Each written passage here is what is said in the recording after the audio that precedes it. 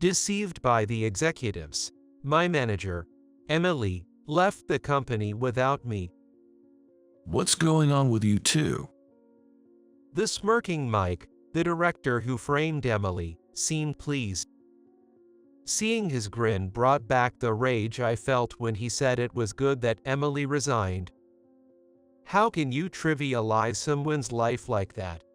Emily has dedicated over 15 years to this company.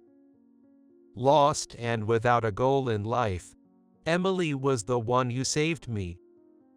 I could never forgive the person who betrayed her. Hold on. What are you talking about? My anger rose as he pretended to be clueless, but then I learned a shocking truth from Emily. A year later, Emily and I were heading to confront someone. Thanks for trying to set me up a year ago. Because of that, we're now the CEO and the vice president of a company making $200 million a year. He ran out of the room as if fleeing. My name is Alex Brown. I've been working at a company that manufactures food packaging containers for almost a year now. I had been helping out with the family business for over 10 years after graduating high school, but it turned out that the employees preferred me over my brother, who was supposed to become the president. My brother had a talent for management, but was a strict person. Unlike me, who would flexibly handle any trouble, he would seek to thoroughly investigate causes. This led to him being unpopular among the younger employees and part-timers. Eventually, factions formed within the company, one supporting me for president and another supporting my brother. To avoid causing a split, I resigned. I had thought I would help out with the family business for life, so suddenly losing that goal left me at a loss. The company that hired me then was a godsend. Especially my manager, Emily Johnson. She gave me a new purpose. Hey, aren't you Alex? The reason Emily and I got close was because of a chance encounter at a local bar. After moving to the city to get away from my family, including my brother, I started bar hopping daily to relieve the stress of unfamiliar life. In my search for new places, I ended up at Emily's favorite bar. Emily, what are you doing here? That's my line. Do you live around here? Yes. Do you live in this area too, Emily? Yes, I've lived in the same place since college. I can't tell you exactly how long, though. It would give away my age. Emily was quite drunk and eventually revealed she was 3 years older than me, at 38. From then on, I met her at that bar multiple times. I just wanted her to hear me out, so I took the initiative and went to meet her. It wasn't romantic feelings, but rather her being a bright and good listener that made me, as her subordinate, rely on her. I could sleep comfortably on the nights she listened to me. This motivated me to work hard in order to repay her kindness, making my job enjoyable. Though we were a man and a woman, I had decided to stop going to the bar if she ever seemed uncomfortable, but far from being bothered, she started confiding in me about her personal issues. I feel bad saying this to you, Alex, since you're new, but there's someone persistently bothering me. What should I do? She talked about someone who kept confessing to her and wouldn't give up despite her rejections, continuing to approach her. She even mentioned that this person seemed to know where she went on her days off, which made me feel it wasn't safe for her to walk alone at night. So, I started walking Emily home after work, and our relationship as manager and subordinate deepened. I thought this would go on forever, but then suddenly, Emily disappeared. When I arrived at work, everyone was buzzing, and I found out she had resigned. Everyone was clueless, but since we were close, they thought I knew why she left and kept asking, why did she quit? When I said I didn't know, they looked at me with pity. Emily must be relieved. Good for her. Her absence was painful. She had been a mental support, and I couldn't focus on work that day. So, when Mike, the director, said that, I couldn't help but snap. Good. How can you say that? Why are you mad? You must feel the same. What? No way, I'd think it's good she's gone. I looked ready to lash out at Mike, so my colleagues dragged me to the break room. The coffee they bought me tasted like nothing.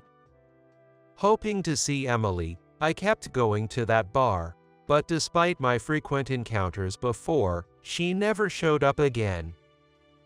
Maybe I had become like the man Emily mentioned, a nuisance to her. If so, continuing to work there felt wrong to her. A month after Emily quit, I resigned.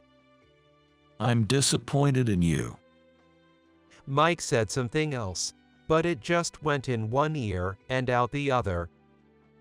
I don't care anymore.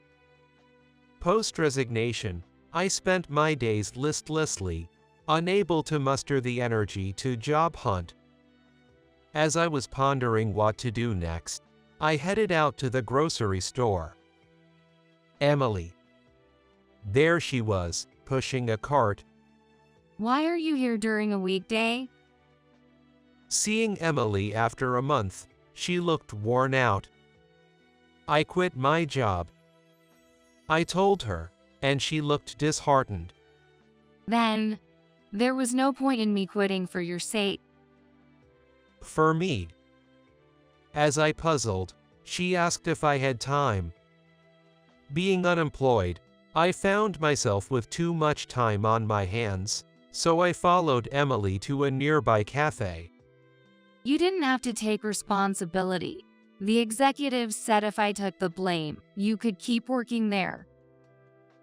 Emily seemed a bit upset, and I was even more confused. Responsibility? What's for? What are you talking about? Was there something I needed to take responsibility for? Didn't you hear about the loss of several $1,000s at the East Coast factory? Now Emily looked as puzzled as me. Several $1,000s lost. What caused it? The purchase order you created was wrong. When they tried to pack the boxed mac and cheese, the size was too small for the listed volume. I was stunned by the mistake more than the loss. How could such a basic error happen? I was called by the executives, so it must be true. But I didn't hear anything about it. There was no talk in the office, either. Boxed mac and cheese, that reminded me. I didn't create that purchase order. Not you. But you were in charge of that project at the company. I was in charge, but the order was complex due to the material and shape needed for microwaving. It was too complicated for someone in their first year, so Director Mike was supposed to do it. I just watched and learned. But I heard from the president that you created it. The checker's name might be mine, but the creator should be Mike. Emily and I had the same thought. Could it be Mike tried to pin the mistake on you? Mike is a relative of the CEO. And since the CEO's son had no interest in taking over, Mike was seen as the next in line for the position. Thinking about it, it was odd that Mike, being a director, faced no repercussions while Emily alone was held accountable. I did think it was strange. After hearing about the loss, the CEO asked me if I understood what to do. Our resignation letter was already prepared, so I just signed and submitted it on the spot. A resignation letter was already prepared. That's extremely odd. At that time, I was desperate to save you. They said since you were only in your second year, they didn't plan to hold you accountable. So I thought resigning was the only option. Hearing it was for me made me feel unexpectedly happy. That's why all of us loved Emily. Oh, the CEO said at that time to let Mike explain everything about the loss to you, so I shouldn't say anything. Was it because the lie would be exposed if I told you? It seems so. Let's go see Mike. Despite often being overshadowed by Emily, Mike was competent at his job. Especially in times of crisis, his judgment stood out, much like my brother, and it made sense he was considered for the CEO position. After Emily left, feeling betrayed by Mike, whom I respected next to Emily, was painful. We headed to the company and asked the reception to call Mike. We were prepared to wait outside if denied, but Mike came out to meet us right away. What brings you two here together? He had a smile on his face. Seeing that expression brought back the anger I felt when Mike said it was good Emily had resigned. What do you think people's lives are for? Emily has dedicated over 15 years to this company. Why are you angry? Of course I'm angry. Just because you're the next CEO doesn't mean you can pin your mistake on Emily. Wait a minute. Pinning my mistake on Emily. What are you talking about? Mike seemed intent on playing dumb, perhaps due to the people around. But we had a plan. When we were working on the order, a video for PR was being shot. Of course, the computer screen wasn't in the frame, but when we watched the finished video, we appeared in it. If the timing of the video matches the contract's creation time, it'll show that you were the one operating the computer, Mike. I thought this would corner Mike, but he didn't seem fazed. Really? What are we talking about here? I thought you called me for a marriage or fruit-flavored cereal update. Fruit-flavored cereal, don't joke around. We're having a serious conversation here. Just as I was about to continue, Emily stopped me in a panic. Sorry, can we use a meeting room? I'd rather not have this conversation overheard. Emily was pale. Sensing something was off, Mike suggested we leave the company. I was actually about to greet a client soon. I'll make it as if I'm heading straight home after that. We waited for Mike in front of the company and then entered a cafe with private booths to avoid being overheard. What happened? I was told Emily resigned because she had something she wanted to pursue urgently. What? Emily resigned because of the loss incurred due to the mistake on the order form we created. Remember, the one for the boxed mac and cheese. Why would Emily? The responsibility should be mine for creating the order. I haven't even heard about this loss. I had thought Mike was framing Emily, but what's going on? It seemed even Mike was deceived. I was told by the CEO that as his superior, I should take responsibility for the significant loss caused by the order mistake. After Emily explained the lead-up to her resignation, Mike pondered. The CEO covered it up to avoid affecting my promotion. That way, he could claim Emily, the direct superior, took responsibility, regardless of any future uproar. It seemed Mike was right. Then, Emily was an absolute victim. It's too pitiful she hadn't done anything wrong. But how could such a mistake happen? We were just supposed to make it according to the prototype. Hearing that, Mike and I exchanged looks. Exactly. When we made the prototype with the same order form, there were no issues. It doesn't make sense. The shock of Emily leaving without saying anything and being betrayed by Mike, whom I respected, had clouded my judgment over such a simple matter. What's going on? When I went to check the prototype, I forgot a pen my wife gave me at the factory and went back a few days later to retrieve it. That's when I unexpectedly ran into Mitchell. Mitchell is the head of HR. It's unusual for the head of HR himself to visit a subcontractor's factory. It also raised questions that he was there right after the prototype was finished. I think I figured out what happened. Emily sighed deeply. Alex, remember I told you someone was following me around? That was Mitchell. Both Mike and I couldn't hide our surprise. When I asked if it was someone from a company, you said no. If I had said yes, you would have asked who, right? I thought it would be better not to say because you might confront him directly if you knew. Mike, for his part, hadn't even known Emily was being harassed.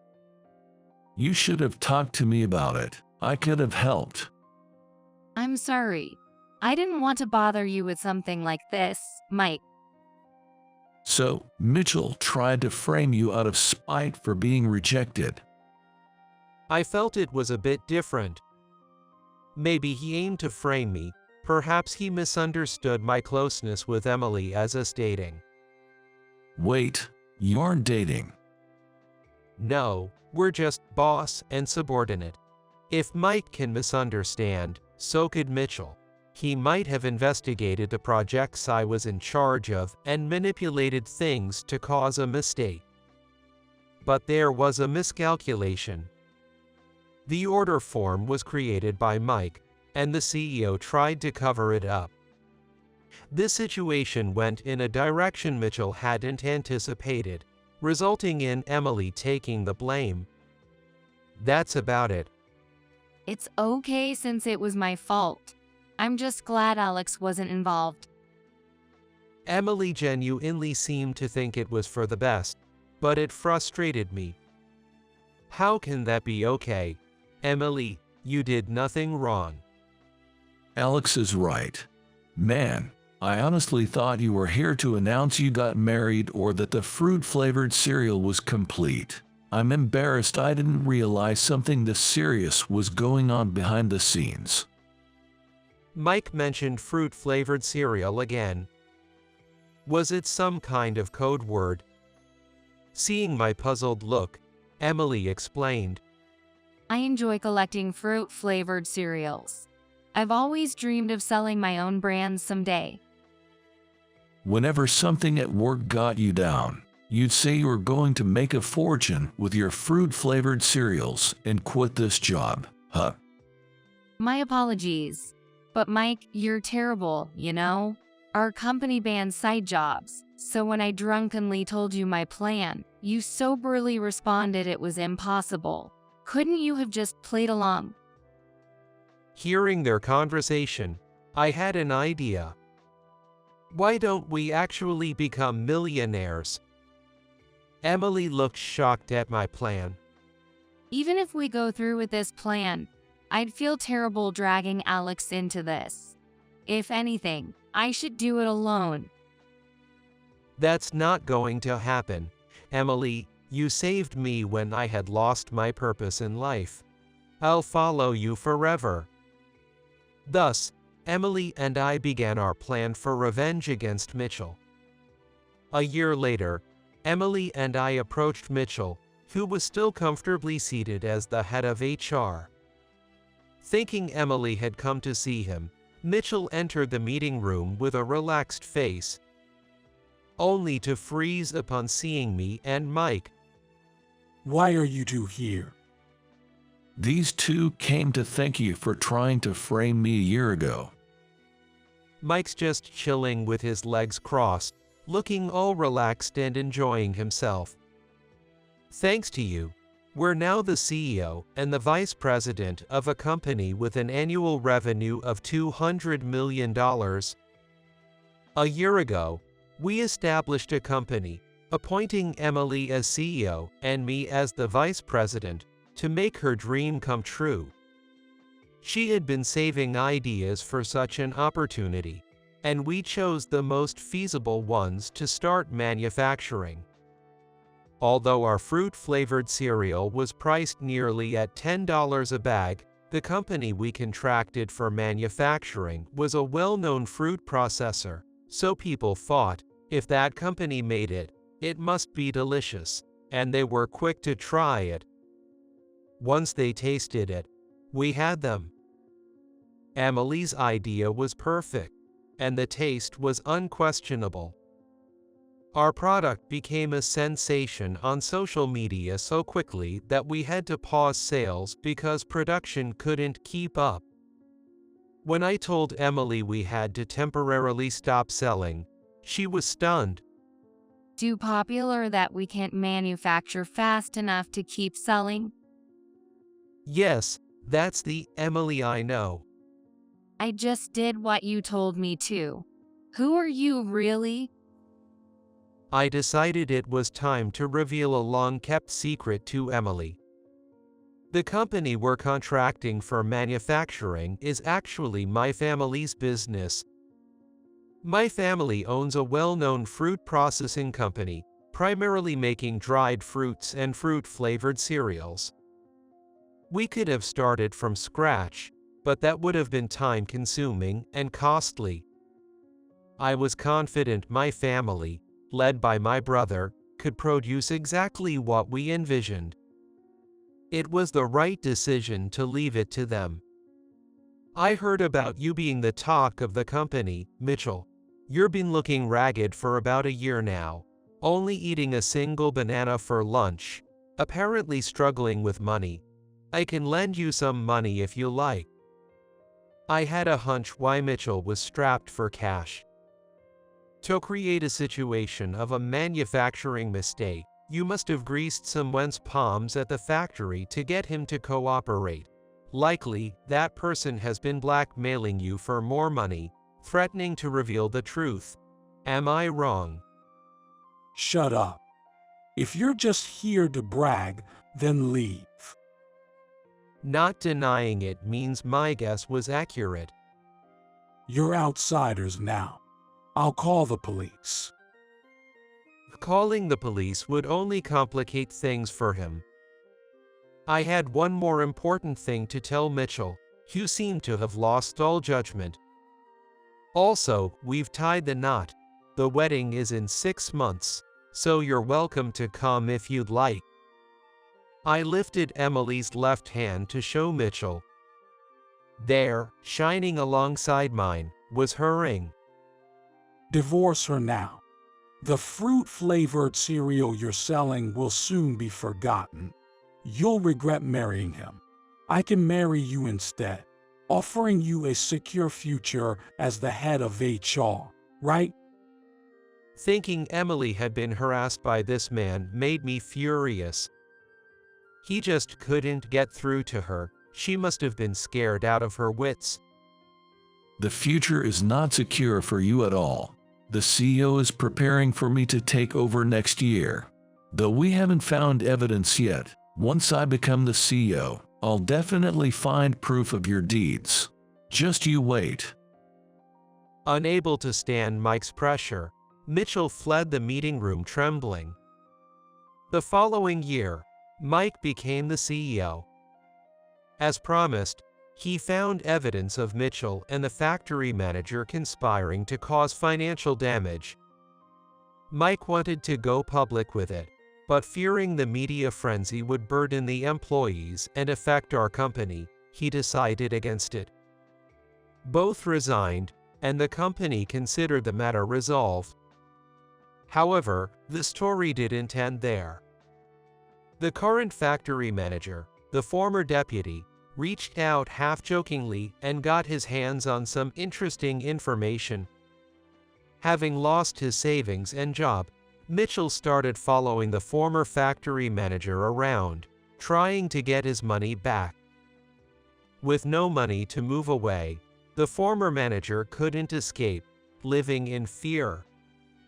And Mitchell, after chasing the former manager around like a zombie, began to look like one, failing even at job interviews for part-time work. At least they're both single, so they won't be lonely, right? Hearing this, Emily opened the most expensive wine from our cellar to celebrate. 6 months later, our wedding was held. The reception was lively, with young employees from our company and people from my family's business throwing loving jeers our way. Everyone was laughing. It was such a joyful reception. Except for one person, my brother. I am sorry that my actions caused you to leave home. My brother, timing his approach for when people had cleared out from the head table, uttered those words. Despite everything, we had always been close brothers. He must have been concerned about me. Leaving home allowed me to marry Emily and meet Mike, someone I deeply respect. I have no regrets. Gotcha. Finally, my brother showed a slight smile, which Emily noticed. You know, your brother reminds me of Mike. That's why Alex adores him so much. At Emily's words, both our faces turned red. It looks like we're finally on our way back to being just regular brothers.